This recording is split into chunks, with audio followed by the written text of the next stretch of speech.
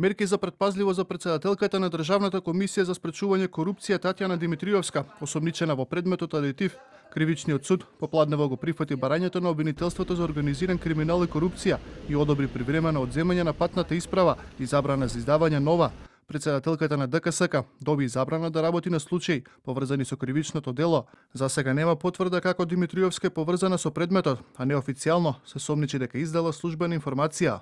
Од прибраните докази, донесена и наредба и за спроведување на истрага и за уште 3 лица. Во однос на осомничената ТД, која доцна попладнево беше изведена пресудија на претходна постапка во однос на продолжување на акцијата во јавноста позната како адитив, по незино произнесување во однос на предлогот на јавното обвинителство за определување мерка за предпазливост, донесено е решение со кое се прифаќа предлогот на обвинителството и се одредуваат мерки за предпазливост согласно точка 3.7, односно привремено одземање на патната исправа и забрана за издавање нова и забрана за преземање на одредени работни активности поврзани со кривичното дело. Предметот адитив се однесува на истрага за злоупотреба на јавни набавки и перење пари во врска со набавката на адитиви за јаглен за потребите на АДСМ, подружница Рек Битола и Рек Осломеј. Според обвинителството, осомничените организирале и извршиле пререгистрација на правни субјекти за да ги изиграат постапките за јавна набавка, а со што овозможиле одредени компании да добијат договори и да се стекнат со значителна имотна корист.